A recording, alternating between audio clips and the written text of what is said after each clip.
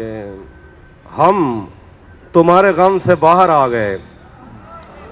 ہجر سے بچنے کے منتر آ گئے، ہم تمہارے غم سے باہر آ گئے، ہجر سے بچنے کے منتر آ گئے، میں نے تم کو اندر آنے کا کہا، تم تو میرے دل کے اندر آ گئے۔ اور ایک ہی عورت کو دنیا مان کر اتنا گھوما ہوں کہ چکر آ گئے، اور میں اسے تنہا سمجھتا تھا مگر، میں تجھے تنہا سمجھتا تھا مگر تیرے کہنے پر تو لشکر آ گئے۔ واہ واہ واہ، تو کچھ اور بھی سناتے جائیں، میرے خیال میں آپ کی شاعری۔ ہاں، 2 شعر ہیں، یہ تازہ شعر ہیں، نسبتاً تازہ ہیں۔ نہیں تھا اپنا مگر پھر بھی اپنا اپنا لگا، کسی سے مل کے بہت دیر بعد اچھا لگا، تمہیں لگا تھا میں مر جاؤں گا تمہارے بغیر، بتاؤ پھر تمہیں میرا مذاق کیسا لگا۔ اور تمہیں لگا تھا میں مر جاؤں گا تمہارے بغیر، بتاؤ پھر تمہیں میرا مذاق کیسا لگا۔ تجوریوں پہ نظر اور لوگ رکھتے ہیں، میں آسمان چرا لوں گا جب بھی موقع لگا۔ اور شعر ہے کہ میں سر سے پاؤں تلک دشت ہوں محبت کا، یہ تیری مرضی ہے خیمہ لگا کے پودا لگا۔ تمہیں محبت پہ ہے دسترس بہت، وہ بھی اگر ہو جائے تو محبت بڑا، وہ تو عاشقوں کا ترانہ ہے ایسے۔ وہ سنا دیتا، تمہیں حسن پر دسترس ہے، محبت بڑا جانتے ہو، تو پھر یہ بتاؤ کہ تم اس کی آنکھوں کے بارے میں کیا جانتے ہو۔ یہ جغرافیہ، فلسفہ، سائیکالوجی، سائنس، ریاضی وغیرہ، یہ سب جاننا بھی اہم ہے مگر اس کے گھر کا پتہ جانتے ہو۔ آپ سے پہلے بھی یہ پڑھ رہے ہیں نا، اس سے اندازہ لگا۔ اب تہذیب بھائی جو پڑھے گا، شاید فرمائش آئی تھی مریم کی، مریم بھی بڑا مشہور ہوا، وہ بھی میں سناتا ہوں۔ جی دیکھتے ہیں کہ کس کس کو یہ یاد بھی ہے یہاں سے بھی۔ میں اس سے پہلے ایک اور غزل سناتا ہوں۔ جی اس سے پہلے، اسی جگہ پر جہاں کئی راستے ملیں گے، پلٹ کے آئے تو سب سے پہلے تجھے ملیں گے، اگر کبھی تیرے نام پر جنگ ہو گئی تو ہم ایسے بزدل بھی پہلی صف میں کھڑے ملیں گے۔ اگر کبھی تیرے نام پر جنگ ہو گئی تو ہم ایسے بزدل بھی پہلی صف میں کھڑے ملیں گے، تجھے یہ سڑکیں میرے توسط سے جانتی ہیں، تجھے ہمیشہ یہ سب اشارے کھلے ملیں گے، ہمیں بدن اور نصیب دونوں سنوارنے ہیں، ہم اس کے ماتھے کا پیار لے کر گلے ملیں گے، اور نہ جانے کب اس کی آنکھیں چھلکیں گی میرے غم میں، نہ جانے کس دن مجھے یہ برتن بھرے ملیں گے، تو جس طرح چوم کر ہمیں دیکھتا ہے حافی، ہم ایک دن تیرے بازوؤں میں مرے ملیں گے۔ واہ واہ واہ واہ واہ، شاندار۔ تو اور تہذیب بھائی سے آپ کیا سننا چاہیں گے؟ وہ سنا، ہاں، جو تیرے ساتھ رہتے ہوئے سوگوار ہو، لعنت ہو ایسے شخص پہ اور بے شمار، جو تیرے ساتھ رہتے ہوئے سوگوار ہو، لعنت ہو ایسے شخص پہ اور بے شمار ہو، اب اتنی دیر بھی نہ لگا یہ نہ ہو کہیں تو آ چکا ہو اور تیرا انتظار ہو، میں پھول ہوں تو پھر تیرے بالوں میں کیوں نہیں، تو تیر ہے تو میرے کلیجے کے پار ہو، ایک آستین چڑھانے کی عادت کو چھوڑ کر حافظ و آدمی تو بہت شاندار۔ واہ واہ واہ، وہ بھی میں سناتا ہوں۔ جی، میں نا ایک نظم سنانا چاہ رہا ہوں، یہ کم لوگوں نے سنی ہے، یہ نظم ہے، ذرا اس کو خاموشی سے سنیے گا۔ مجھے بہت ہے کہ میں بھی شامل ہوں تیری زلفوں کے زائرینوں میں جو اماوس کی کالی راتوں کا رزق بننے سے بچ گئے ہیں، مجھے بہت ہے کہ میں بھی شامل ہوں تیری زلفوں کے زائرینوں میں جو اماوس کی کالی راتوں کا رزق بننے سے بچ گئے ہیں، مجھے قسم ہے اداس راتوں میں ڈسنے والے یتیم سانپوں کی زہر آلود زندگی کی، تیرے چھوئے جسم بستر مرگ پر پڑے ہیں، تیرے لبوں کی خفیف جنبش سے زلزلوں نے زمین کا زیور اتار پھینکا، تیری درخشاں ہتھیلیوں پر بدلتے موسم کے ذائچوں سے پتہ چلا ہے کہ اس تعلق کی سرزمین میں خزاں بہت دیر تک رہے گی، میں جانتا ہوں کہ میں نے ممنوع شاہراہوں سے ہو کے ایسے بہت سے باغوں کی سیر کی ہے جہاں سے تو روکتی بہت تھی، یہ ہاتھ جن کو تیرے بدن کی چمک نے برسوں نڈھال رکھا، حرام ہے کہ انہوں نے شاخوں سے پھول توڑے ہوں یا کسی پیڑ کے لچکدار بازوں سے کسی بھی موسم کا پھل اتارا ہو، اور اگر ایسا ہو بھی جاتا تو پھر بھی تیری سرشت میں انتقام کب ہے، ابھی محبت کی صبح روشن شام کب ہے، یہ دل کے شیشے پہ پڑنے والی ملال کی دھول صاف کر دے، میں تجھ سے چھپ کر اگر کسی سے ملا تو مجھ کو معاف کر دے، میں بد سوچے نہ جو تیرے ہومن یا کہیں دے ہومن یا خود ہی ہومن دی کھیڈ وچ میں کتاں کھڑا ہاں میں بات سوچے نا جو تیرے ہومن یا میں بات سوچے نا جو تیرے ہومن یا کہیں دے ہومن یا خود ہی ہومن دی کھیڈ وچ میں کتاں کھڑا ہاں میں پچھلے سفریں تے تائیں جے بہوں لوگ گال آیا پتے وہ کتھن وہ مر گئے ہیں یا جیندے ہوسن میں ساری دھرتی کھنگال آیا اگر وہ جینن تے من دے مندر تے مونج دا جڑا دول وجدے دول کیا ہے اگر وہ مرگن ولائے گم تھیں دی گول کیا ہے اے بار جو میرے ہاں تے لاتھے میں کیکو آکھاں جو ڈھول سینہ پھرول کیا ہے تو ہوں تو ہر کوئی خدا دی مرضی دے اگو چپے اے زندگی صرف سکھ دی دھوپے جے توں بھی باہیں دی چھا نہ کیتی تا پیچھے مرداں تو کھل کے دے دی میں برف تھی وینا تے کو پتے میں تے ٹھرداں واہ واہ واہ واہ تے کو پتہ ہے میں تے ٹھرداں شاندار اچھا تیزی بھائی آپ سے یہ بھی ہم سمجھنا چاہیں گے یہ ہم نے سرائکی وسائل میں اسپیشلی دیکھا ہے کہ بڑے بڑے مشاعرے ہوتے ہیں لوگ شاعروں پر نوٹ نچھاور کر رہے ہوتے ہیں اور مشاعرے جو ہیں اب کہا جا سکتا ہے کہ ہمارے شاعر جو ہیں اس کی فیس بھی لے رہے ہیں اس سارے سفر کو آگے بڑھانے میں کتنی دقت ہے کیونکہ سندھ میں تو ہم دیکھتے ہیں مزہ ہی ہے یہ کوئی دل پر نہ لے اگر کوئی کہتا ہے کہ میں نے یار کچھ لکھا ہے آپ کو سناؤں تو وہ بولتا ہے آگے میں کھلائے گا کیا مجھے پلائے گا کیا تو اس کو اور مشاعروں کے لیے جو ہے ٹکٹیں بکنا یا شاعروں پر نوٹوں کی نچھاور ہونا یہ ماحول پہلے سے تھا وسائل میں یا آپ دوستوں نے بنایا جو آپ کے دوست ہیں نہیں یہ پہلے بالکل نہیں تھا تو ہم نے خود کم از کم کوئی 300-400 مشاعرے فری پڑے ہوں گے تو میں ان کو بتا دوں کہ آپ مجھے کیا پے کر رہے ہو پھر آپ کو پتہ ہو جائے میں تو یہ کہتا ہوں کہ دنیا کی ہر چیز جو ہے کمرشلائز ہو جاتی ہے ٹھیک ہے ایک نعت خواں جو ہے وہ 10-10 لاکھ لے لیتے ہیں 5-7 لاکھ یہ ایک ایسی بات تھی جس کے اوپر میں بہت زیادہ چڑھتا بھی تھا کہ یار شاعروں کو کیوں نہیں شاعروں کو کیوں کہتے ہیں کہ بس ٹھیک ہے اساں کو رخصت کرو والا رخصت کرو اسے تو گڈ آئے ہوں بس ہلو خیر آتا ہوں مسئلہ تو یہ جو یہ ایک طرح کی زیادتی تھی اور میں نے اس پہ تھوڑا سا کام کیا اپنی طرف سے لیکن میں اکیلا بھی کیا کر سکتا تھا تو کچھ مسائل خود شاعروں کے اپنے بھی ہیں مطلب ان کو نہیں جانا چاہیے یہ ایک اپنی طرح سے ہم اس پہ کام کر رہے ہیں یہ لوگوں کے ذہن میں یہ بات ڈالنی چاہیے کہ شاعروں کو کچھ دینا چاہیے اور پھول تھوڑی پکتے ہیں اور اب ہم کہہ سکتے ہیں کہ اگر شاعری اچھی ہو تو شاعری سے بھی گھر چل سکتا ہے اب ایسا ہو سکتا ہے پہلے مشکل تھا تو ایسا ہے کہ جو مجھے تو وہ جو پیسے پھینکتے ہیں سنگر وغیرہ پہ میں تو خود چاہتا ہوں کہ یہ شاعروں کے ساتھ شروع ہو جانا تو ہمارا کام صحیح چل جائے دیکھیں ان میں سے کوئی ہے ایسا ابھی تھوڑی لوں گا ان سے لیکن مذاق کر رہا ہوں جسٹ کڈنگ اچھا تو یہ سارا ماحول وہ روایت آپ نے شروع کرنی ہے نا کسی دن ایک ویڈیو پلان کرتے ہیں میں مشاعرہ پڑھوں گا آپ میں سے کوئی بندہ پیسے لے آئے وہ آپ پھینک دینا پھر اپنے واپس بھی لینا وہ مسئلہ نہیں ہے ویڈیو وائرل ہو جائے گی تو پھر جب باہر کہیں مشاعرے پڑیں گے دبئی میں اگر انہوں نے کوئی ریال وغیرہ پھینکے تو کام ہو جانا تو ایک اس طرح کا کوئی پلان بناتے ہیں تو اچھا تو جیسے دبئی کا آپ نے ذکر کیا موسٹلی ہم دیکھتے ہیں آپ کے مشاعرے قطر میں کبھی دبئی میں ہو رہے ہیں اور آپ نے ایک انٹرویو میں کہا تھا کہ آپ کے سب سے زیادہ جو مداح ہیں چاہنے والے وہ انڈیا میں زیادہ ہیں لیکن ان کے لیے آپ کو نیپال میں جا کے مشاعرہ کرنا پڑتا ہے ہم جا نہیں سکتے تو آپ سمجھتے ہیں کہ ملکوں کے درمیان اس طرح کی چیز بھی ہونی چاہیے کہ ایک دوسرے کے آرٹسٹ بھی آ جانا نہ سکیں کچھ یہ جب میں نے کہا نا کہ انڈیا میں ایک دو دفعہ میں نے کہا انڈیا میں فین زیادہ تو میرے کچھ دوست ناراض ہو گئے تو میں نے کہا یار ادھر آبادی زیادہ ہے اس لیے زیادہ ہے یہ تھوڑی کہ تم لوگ محبت کم کرتے ہو تو ہمارا تو چارہ نہیں ہے آپس کے جو جب حالات بہتر ہوں تو میں تو یہ سمجھتا ہوں کہ آرٹ جو ہوتا ہے وہ کہیں آپ سب کو یہ پتہ ہے پرانی بات ہے کلیشے ہے آرٹ کی کوئی باؤنڈریز نہیں ہوتی نا مجھے تو آج تک یہ پتہ نہیں چلا کہ ناکامی کیا ہوتی ہے اور کامیابی کیا ہوتی ہے مجھے ابھی تک تو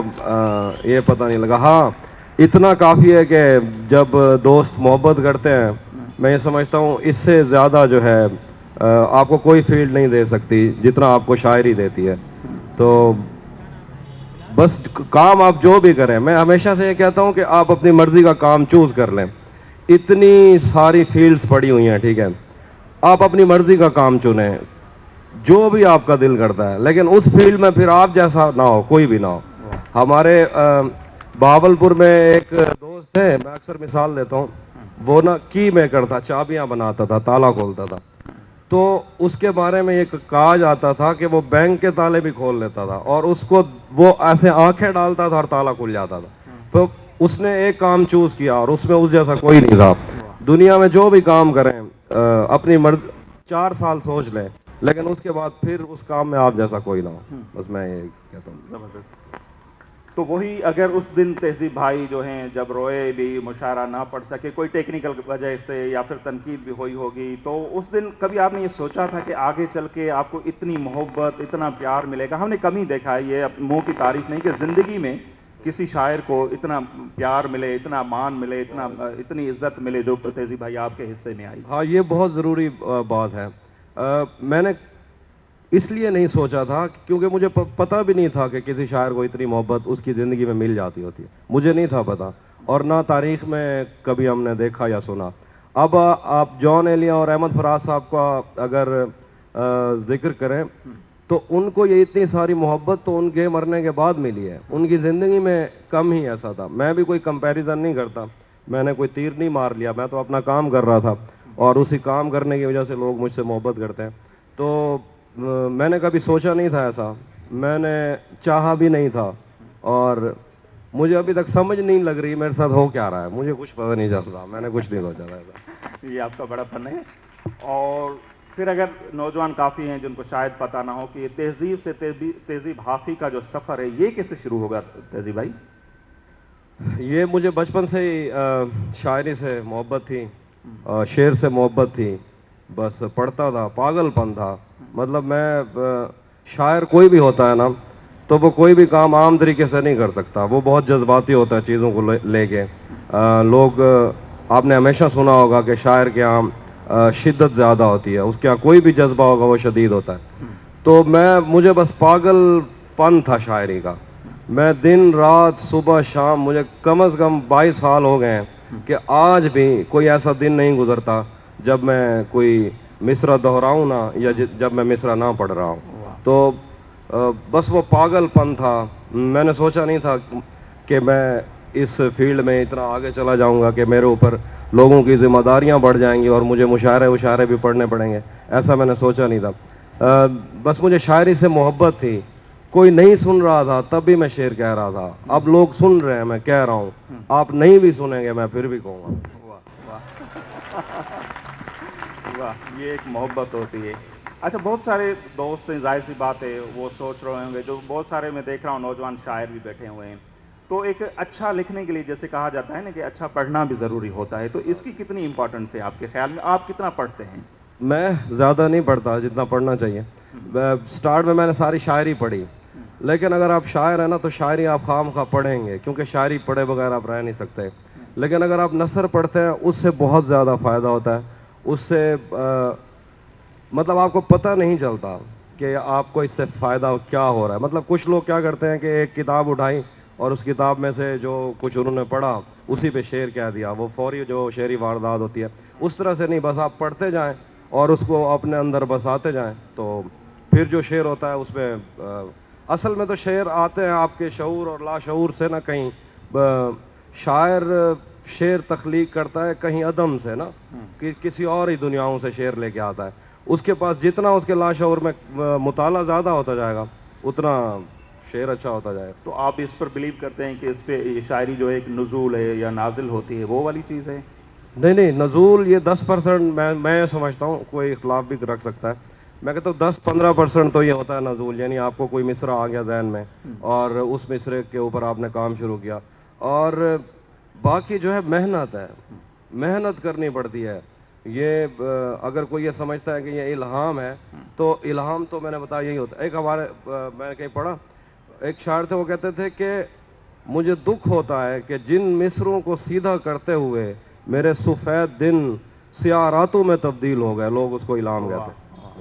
ایسا ہی بالکل. تو آپ کیا سمجھتے ہیں کہ شاعری اور محبت کہا جاتا ہے کہ لازم اور ملزوم ہیں, تو شاعری کے لیے محبت کرنا ضروری ہے یا محبت کے لیے شاعری کرنا؟ بس آپ نے پہلے کہا کہ لازم و ملزوم چیزیں. میں کہتا ہوں کہ دنیا میں ہر آدمی محبت کرتا ہے, ٹھیک ہے, ہر آدمی محبت کرتا ہے, اور شاعر ذرا عام لوگوں سے زیادہ کرتا ہے. تو تو یہ تو طے ہے نا, محبت کے بغیر تو یہ سب کچھ ہو نہیں سکتا. تو زیادہ کرتا ہے تو آپ کیا کہیں گے کہ محبت بار بار کرنے والی چیز ہے, یا محبت وہ جو کہا جاتا ہے کہ بس کسی ایک ہی شخص سے ہوتی ہے؟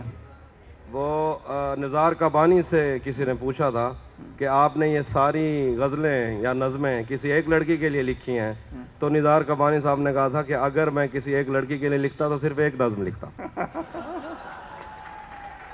تو اس سے تو بہت ساری جو محبوبائیں ہوں گی ان کا دل بھی تو ٹوٹتا ہوگا. ایسا نہیں ہے, مطلب میں اس دن ایک انٹرویو میں یہ بتا رہا تھا کہ شاعر کے ساتھ یا کسی بھی آرٹسٹ کے ساتھ اس کی آپ کا جب تاریخ اٹھا کے دیکھیں گے, اس سے متعلقہ عورتیں یا اس کے ساتھ جو خواتین رہ چکی ہوتی ہیں وہ اس کے ساتھ رہتی ہیں, تو وہ ان کو کس طرح سے ان کے ساتھ اس تعلق کو نبھاتا ہے یہ اس پہ ڈیپینڈ کرتا ہے اور اس کا مسئلہ ہے. لیکن میں ہمیشہ یہ کہتا ہوں کہ شاعر کی زندگی میں جب اس کی کوئی پسندیدہ عورت آتی ہے تو پھر اس کے وہ میں نے کہا تھا کہ وہ آ کے شاعر کا زمانہ روک لیتی ہے, وہ اس کی تاریخ محو کر دیتی ہے, وہ اس کا زمانہ روک کے اپنے زمانے چلا دیتی ہے. پھر اس شاعر کی قسمت کا ستارہ اس لڑکی کی ہتھیلیوں سے نکلتا ہے اور اس کے آنکھوں میں غروب ہو جاتا ہے. پھر سارا کچھ وہی ہوتا ہے, اور پھر وہ کسی دن منہ موڑتی ہے تو شاعر نظمیں جنتا ہے جس طرح عورتیں بچے جنتی ہیں. واہ واہ, زبردست. اچھا, میں زیادہ دیر آپ کے بیچ میں دیوار نہیں بننا چاہوں گا, مجھے پتا ہے کہ آپ ان کو سننے آئے ہیں ان کی شاعری, تو تھوڑے تھوڑے سے سوال ہیں. ہمارے یہاں جیسے کہا جاتا ہے کہ مزاحمت کے بغیر جو شاعری ہے وہ ذہن کی عیاشی ہے, تو اس کو آپ کیسے سمجھتے ہیں؟ بیچ میں کچھ نظمیں پڑھتا رہا اور سوال. اب یہ دوبارہ جی, میرا سوال یہ تھا کہ کہا جاتا ہے کہ مزاحمت, کیونکہ جو دور چل رہا ہے اس میں مزاحمت کے بغیر جو شاعری ہے وہ ذہن کی عیاشی ہے, تو ہم موسٹلی آپ کی جو شاعری دیکھتے ہیں اس میں رومانس زیادہ ہے, رومانٹک شاعر کے طور پر آپ کی پہچان ہے, تو مزاحمتی شاعری کو آپ کس طرح دیکھتے ہیں؟ نہیں, میں کبھی بھی مزاحمتی شاعری کے خلاف نہیں ہوں, لیکن میں یہ ضرور کہتا ہوں کہ جب بھی کوئی ایک شاعر آتا ہے جو لکھنا سٹارٹ کرتا ہے, وہ محبت کی کوشش کرتا ہے, محبت سے بھری کچھ شاعری لکھے, لیکن اس کے بعد جو باقی ہمارے شعراء اس کو یہ بتاتے ہیں کہ یہ کوئی کام نہیں ہے, اور پھر وہ الگ الگ موضوعات کی طرف چلا جاتا ہے, کوئی فلکیات کی طرف چلا گیا, کوئی مزاحمت کی طرف چلا گیا, لیکن بس وہ محبت کو ہمیشہ سے نا وہ ابتدائی شاعری ہی نصیب ہوئی ہے شاعروں کی. تو میں کبھی بھی مزاحمتی شاعری کے خلاف نہیں ہوں, لیکن میں اگر رومانٹک پوئٹری کہہ لیں وہ کرتا ہوں. اچھا, پھر کئی دفعہ یہ کہہ چکا ہوں کہ لوگوں کو ابھی تک رومانٹسزم کا پتہ بھی نہیں چلا یہ ہوتا کیا ہے. مثال کے طور پر مزاحمت, جو آپ ایک محبت بھرا شعر لکھتے ہیں اس میں بھی مزاحمت ہو سکتی ہے. ہمارے ہاں سرائکی کلچر سے, ظاہر میں بلوچ ہوں, سرائکی کلچر سے میرا واسطہ ہے, تو وہاں ہم جھومر کھیلتے ہیں, تو وہ جھومر بھی مزاحمت ہے. ایک ملاح کشتی چلا رہا ہے وہ بھی مزاحمت ہے. مزاحمت کی شکلیں بہت ہوتی ہیں, لیکن میری اپنی پسند یہی ہے. میں اصل میں چاہتا تھا کہ لوگ شاعری ریلیٹ کر سکیں. جب لوگوں کو یہ پتہ ہی نہیں چلے گا کہ وہ سن کیا رہے ہیں تو پھر آپ کچھ بھی لکھتے جاؤ. اصل مسئلہ تو ابلاغ کا ہے. اگر ارسطو کی بات لوگوں تک نہ پہنچتی تو ارسطو تھا ہی نہیں. اصل تو ابلاغ ضرور, جب آپ اپنی بات لوگوں کو پہنچانا چاہتے ہیں. اور میں نے یہ شروع اس لیے کیا تھا, میں چاہ رہا تھا کہ لوگ تنگ آ چکے تھے, لوگ شاعری سنتے تھے, مشکل الفاظ والی شاعری وہ مجھے سب سے زیادہ آتی ہے, وہ سارا کچھ, لیکن لوگ اس کو ریلیٹ نہیں کر پاتے تھے. میں یہ سمجھتا ہوں کہ شاعری جو ہے ہر آدمی کے لیے ہوتی ہے. اگر کوئی ایک تھکا ہوا لڑکا کالج سے آیا یا کوئی ایک مزدور آیا تھکا, اس نے آ کے, اب زمانہ چینج ہو گیا ہے, اس نے موبائل پہ کوئی ریل کھولی ہے, کوئی ویڈیو کھولی ہے, اس میں ایک شعر اس نے پڑھا ہے اور وہ کہیں اپنی پرانی کسی یاد میں کھو کے سو گیا ہے, تو اس سے زیادہ آپ شاعری سے کیا کام لینا چاہتے ہیں؟ تو اتنی ہوتی ہے. تہذیب بھائی کا ایک شعر ہے کہ ذہن سے یادوں کے لشکر جا چکے, وہ میری محفل سے اٹھ کے جا چکے, میرا دل بھی جیسے پاکستان ہے, سب حکومت کر کے جا چکے. تو یہ بھی ایک مزاحمت کی ایک علامت ہے. تو ظاہر سی بات ہے ہمارے جو دوست آئے ہیں آپ کو سننے بھی آئے ہیں, تو کچھ نیا کلام سنا رہے ہیں ہم ہمارے نوجوانوں کو. یہ کیا سنائیں گے تہذیب بھائی؟ تازہ تو ابھی کچھ کہا نہیں لگا, ابھی پرانے سے کام چلا لیں.